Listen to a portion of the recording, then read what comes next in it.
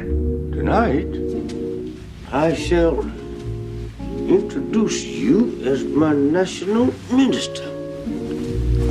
It will be a difficult task. Your assignment is to build temples all over this nation. More work than you've ever done in your life. Yes, sir. You will be in the public eye. Beware of them cameras. Oh, them cameras are bad as any narcotic. Yeah. White devil be watching your every step. And your own brothers will be jealous, hostile. Go slowly. Yes, sir. Here's a glass.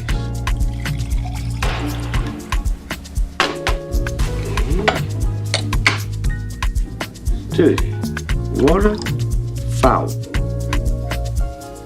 If you offer this to the people, they have no choice. They'll drink from it if they're thirsty. If you offer them this glass, let them make their own decision. They will choose the pure vessel. All right, Annetta, lock the doors because what I'm about to say is going to upset some people right next here. Okay. Christopher Columbus did not discover America.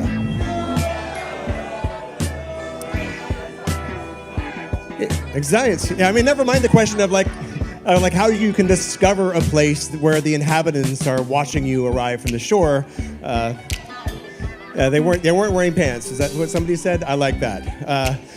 So anyway, there were actually many other mariners before Columbus that discovered America as well. Decades earlier, even eons earlier, there were so many people that were coming across these islands and this continent. But it's only been in the last century that evidence has surfaced and continually grown to indicate that many of these pre-Columbian explorers might have come from Africa. So the first scientist to promote this possibility was Leo Wiener. Born in Russia, Wiener immigrated to the United States in the late 19th century on his way to British Honduras, where he planned to open a vegetarian commune. Well, when that turned out not to be the dream job he expected, he moved back to the United States and he became a professor at Harvard University, as one does. But in his time in Mesoamerica, he started noticing things. There are lots of things that led him to encounter certain discoveries that made him consider that possibly if the origins of American civilization might actually be in Africa. So he observed so many linguistic and botanical and other similarities that between 1920 and 1922, he published an extensive 3-volume piece called Africa and the Discovery of America. Now, unfortunately, this is the 1920s, so as yet, no serious archaeological evidence had been done or work had been done to support his botanical theories, because everyone knows over-rating tombs in Egypt and things like that. Nod to Howard Carter. So he didn't have a whole lot of other stuff than the names to support him. However, he knew that other clues must exist. For example, he pointed out that Columbus himself was aware that African mariners had preceded him. In his diary of his second voyage, Columbus tells of how the natives of Hispaniola actually had given him gold-tipped metal spearheads that they said were brought by black-skinned people who had come in large boats from the south and southeast. Coincidence? I think not. No. So what's interesting about that, so upon returning to Spain, is that he actually took the spearheads and he sent them away and they had them assayed, and it turned out to be that these spearheads were covered in this metal this alloy that the inhabitants called guanin, and the metallurgist actually found out that this was an alloy of 32 parts. It was like 18 of gold, 6 of silver, 8 of copper, which matched the metal used in spearheads made in Western Africa for thousands of years, as carried by medieval African warriors, including the Mali and the Moors. The West Africans even called this metal guanine, the same name used by the natives of Hispaniola. But nothing more was said about that. Conspiracy. Well, probably because, in the interest of Spain, it was in their best interest that they didn't want to have any challenges to the discovery and the claims of the islands of the West Indies. Well, as the poem goes, or it should anyway, in 1493, Columbus stole all he could see. Yeah, so on his second voyage, which was 10 times larger than the first, Columbus went on a frantic but unsuccessful island hopping trip to find gold and spices. He carried along several natives from his newly discovered San Salvador, which the inhabitants called Nvnehi. Another island that the natives pointed out was really large and was called Soameto. Now, Columbus continued going around whimsically renaming every island he could find, but Leo Wiener, being the curious person and the linguist that he was, and the etymologist, he couldn't help noticing that the origin of these many place names and botanical names in Mesoamerica actually sounded distinctly like other languages in Africa, particularly Bantu and even Arabic. Wiener and numerous other botanists have also puzzled over the presence of certain plants that predated Columbus but originated in Africa. For example, the calabash bottle gourds. Now, this is a species originally from West Africa, where they were well cultivated in America before Europeans arrived. Now, even long before they existed in Indonesia or Polynesia. So, in fact, the Pacific was the last place that bottle gourds actually reached and expanded. Well, if it were not for transatlantic trade pre-Columbian times, it would be very difficult to explain how certain plants, such as the yam, the sweet potato, domesticated cotton, peanuts, and tobacco, reached both West Africa and the Americas. Hold up, can I drink some water? The water? spread of the plantain is particularly noteworthy because it could not remain viable if it was carried in salt water. Well, in the 1640s, a Brazilian botanist named George Margrave, particular varieties of plantains in this region stands as a strong argument for ancient maritime contact between the Americas and Africa. That's bananas. B-A-N-A-S.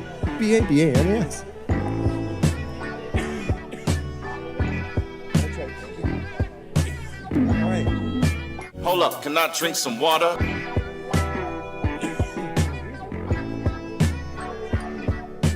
Yeah.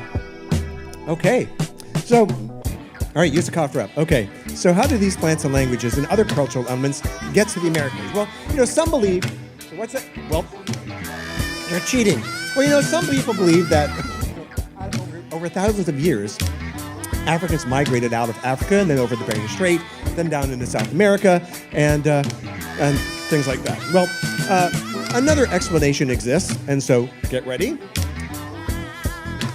There you go. Let it out of your system. Awesome. Africans had ships. In fact, they had four kinds of. They had unbelievable. They had a shipload of vessels, and they had away. The anchors away.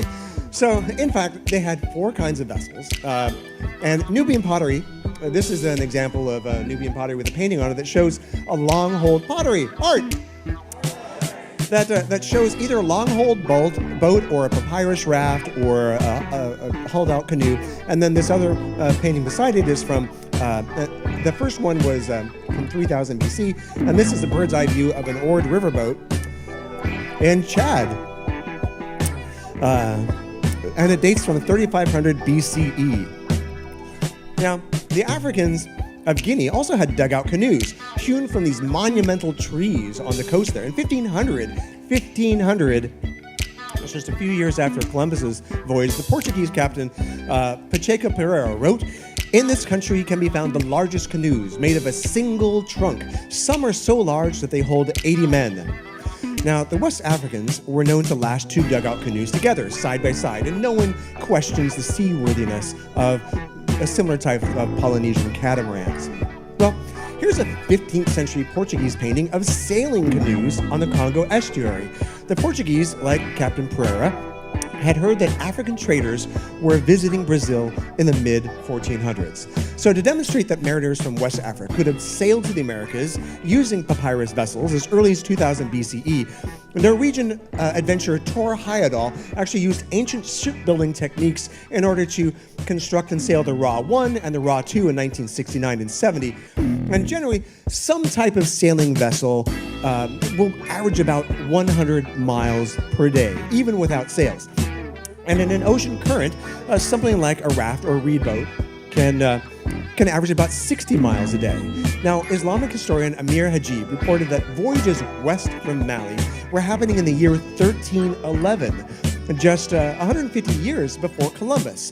Now, when he asked the Mali emperor, shown here, incidentally, holding a globe of the world made of solid gold, asked him, well, tell me about this rumor about Atlantic travel. And he said that his predecessor had commissioned an expedition with 200 ships filled with men and a similar number with gold and water and enough provisions for 2 years. And he said, go out and find something. And if you don't come back, so you find something or you run out of food. And unfortunately, only one ship returned, and the captains told the emperor that we sailed for a very long time until we met with what seemed like a river with a strong current flowing in the open sea. I was the last ship, and I turned where I was and did not enter the current. The others disappeared. I do not know what became of them. So, while this story seems to describe the trade wind-driven equatorial current or the Canary Current. Now, I apologize if anyone has any cats on their lap at the moment, but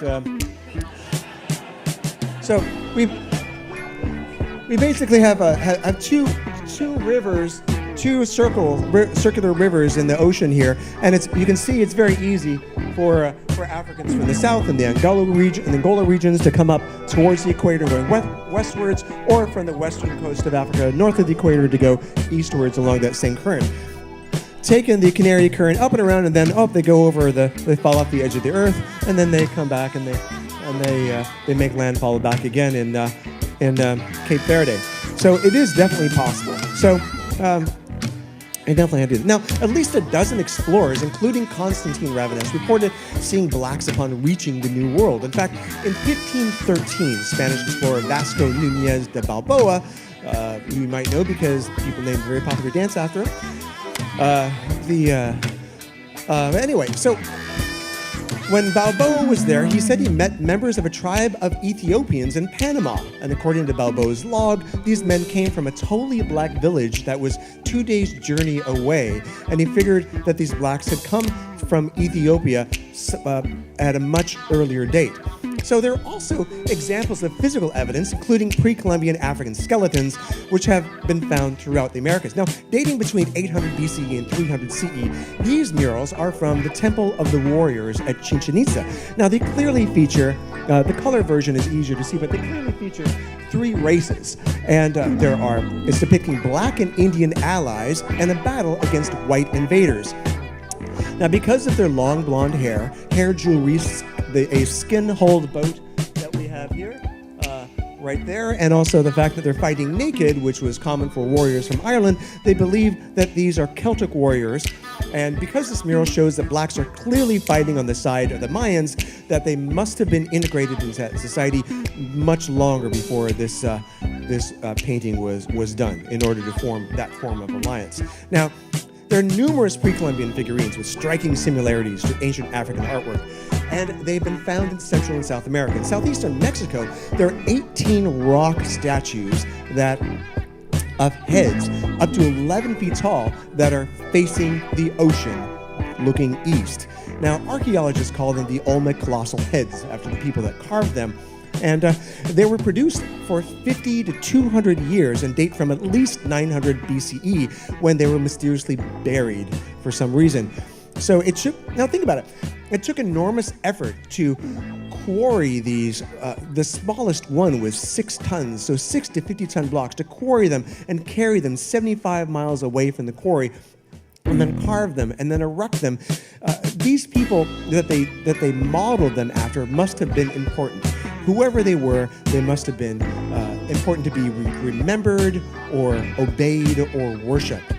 Jose Megler Serrano, the archaeologist who first uncovered them, he pointed out that facial features look amazingly like African blacks, and they all display distinctive headgear or protective helmets.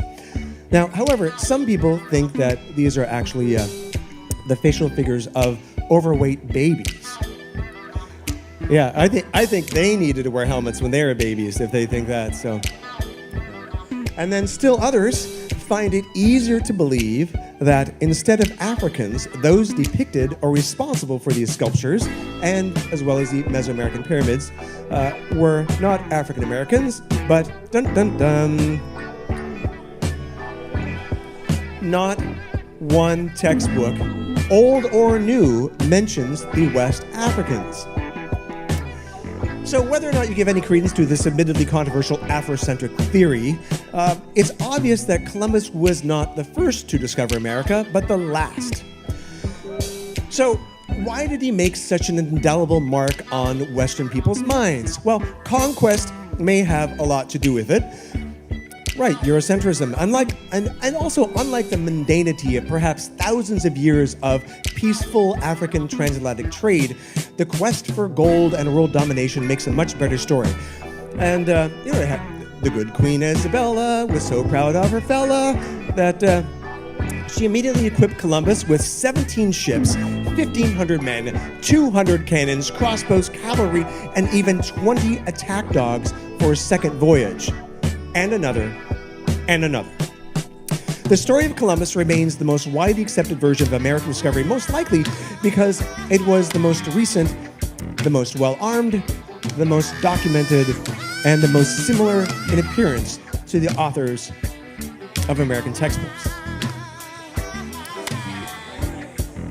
And one other thing that should be pointed out here is that in the years after Columbus discovered America, in 400 years, 20 million Africans were stripped from the coast of Africa, half of them dying in transit for slavery, who knows how many fleeing inland.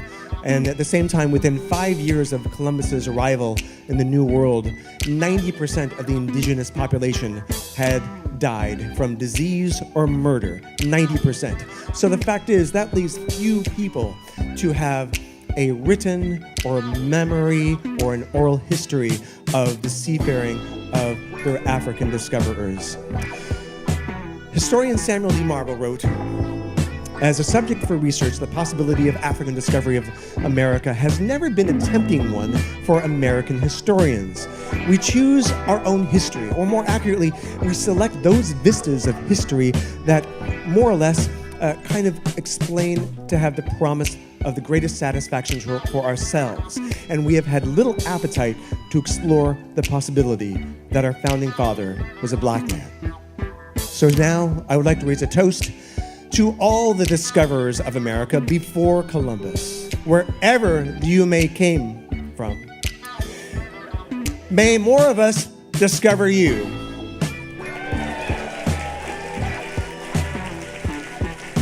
Thank you. Woo, heads up.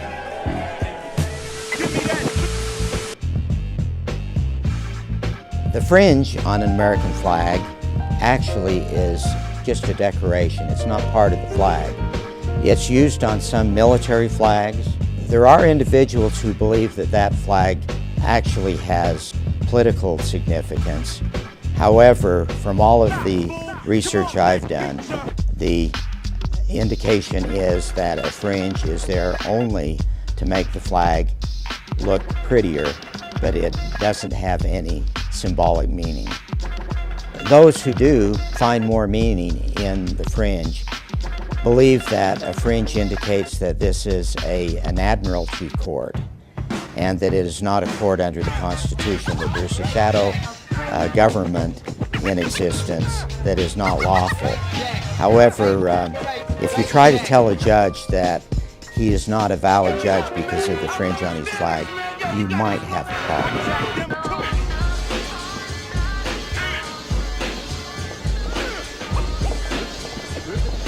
This is a journey.